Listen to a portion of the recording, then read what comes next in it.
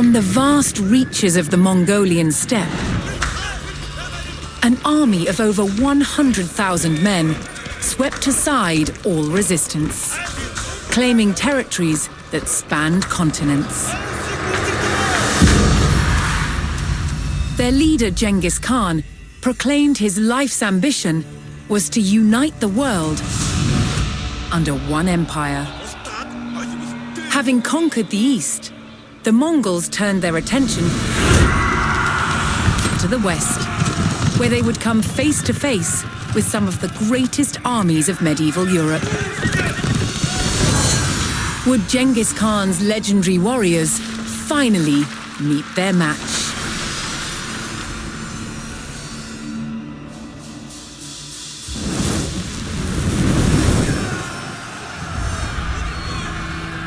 By 1221, the Mongols had taken cities throughout Asia, generating vast amounts of tribute from those they conquered. The West, however, was still an untapped resource. Genghis Khan sent his trusted generals, Jebei and Subutai, to attack Europe. With an army of 20,000, Jebei and Subutai took the West by surprise, raiding cities and destroying armies. Within 2 years, they had the prosperous Rus territories in their sights. But in their way was a Rus army of over 40,000 men. Outnumbered, Jebei and Subutai turned and started to head back east. The Rus sensed an easy victory and set off in pursuit of their retreating enemies. For 8 days, the fast-moving Mongols stayed just out of reach. Then, Jebei and Subutai set their trap. They lured the Rus across the Kalka River and turned to fight. The Rus had fallen for one of the Mongols' most effective tactics, the feigned retreat. The stage was set for the Mongol army to test themselves against Europe's finest.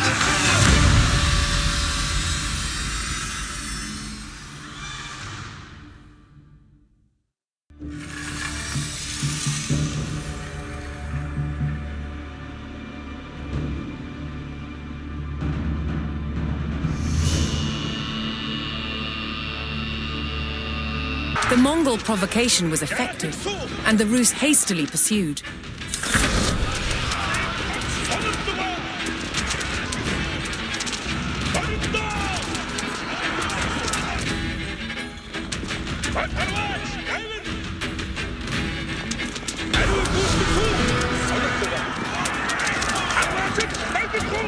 The Rus army had fallen for the feigned retreat and rode straight into the Mongol ambush. With the enemy surrounded, Subutai's battle-ready warriors descended from all sides.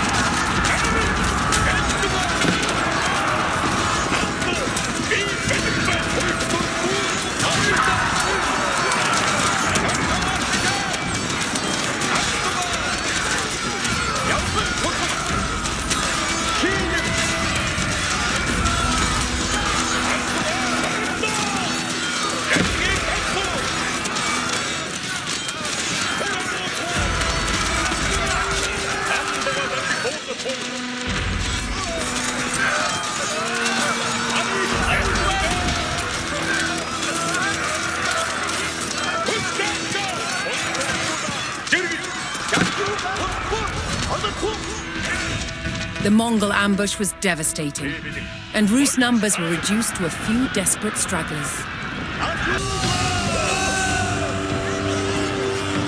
On the banks of the Kalka River, thousands of Rus were killed by the Mongols.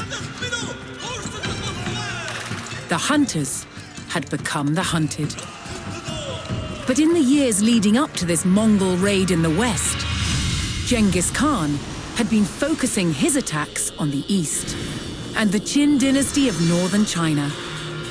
Controlling wealthy lands and trade routes, Qin cities overflowed with riches. In 1210, the Qin's new ruler, seeing Genghis Khan as a threat, demanded that he swear loyalty to him. Genghis Khan refused. To the Qin, this defiance was a declaration of war. The Qin had a huge army, and their territory was protected by vast fortifications, known today as the Great Wall.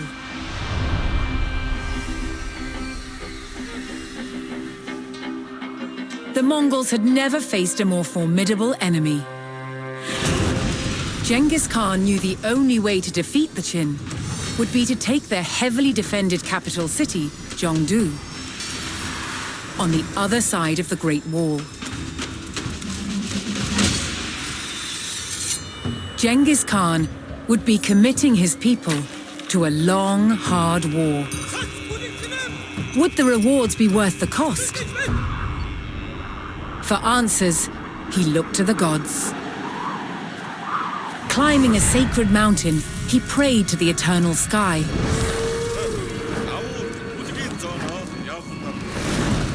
After 4 days, he received his answer.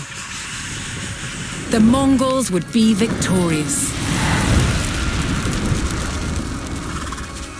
With divine reassurance, the Mongol army set out across the steppe. They must break through the Great Wall to destroy the Qin dynasty and further expand the Mongol Empire.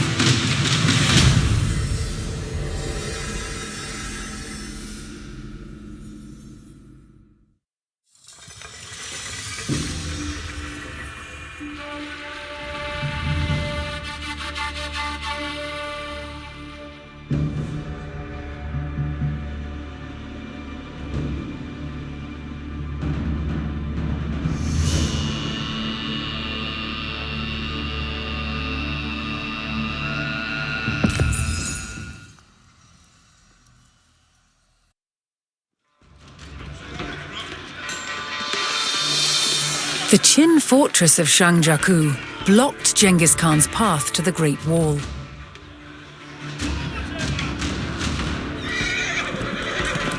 Seeing the strength of the defenses at the front of the fortress, Genghis Khan dispatched his scouts to seek out an alternate approach.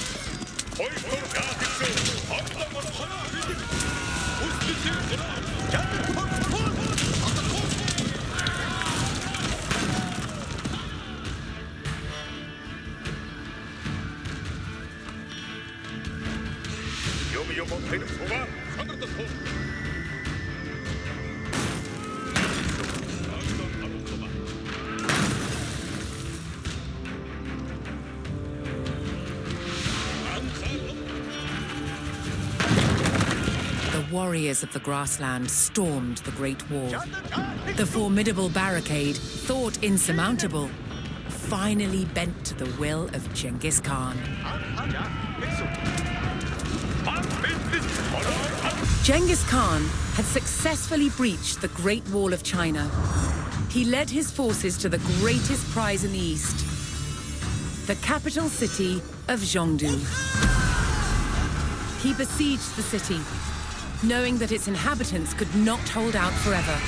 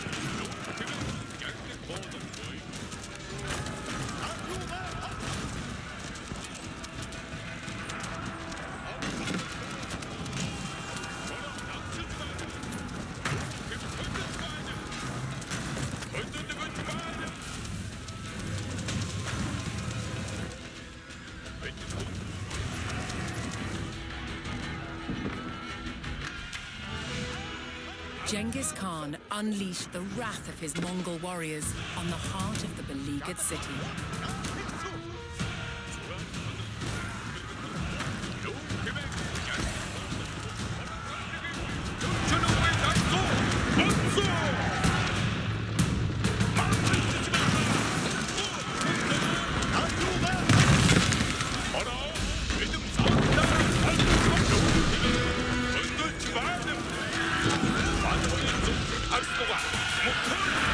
The Great Chin Monument was put to flame. Mongol victory was within reach.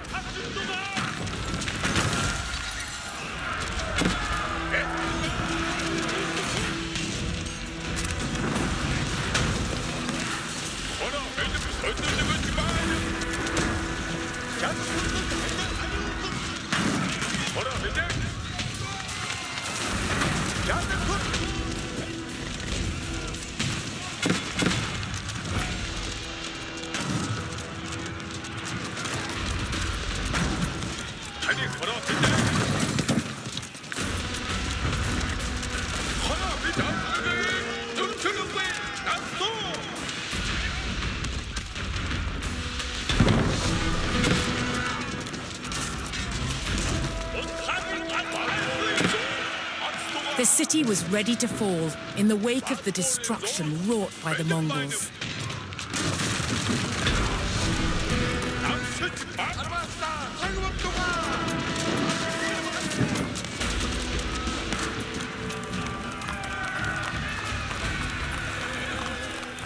Zhongdu fell to the wrath of Genghis Khan's warriors, yielding great riches for the Mongol Empire. The sacking of Zhongdu would be remembered as one of Genghis Khan's most devastating victories. But this was just the beginning of his quest to create a global empire under Mongol rule.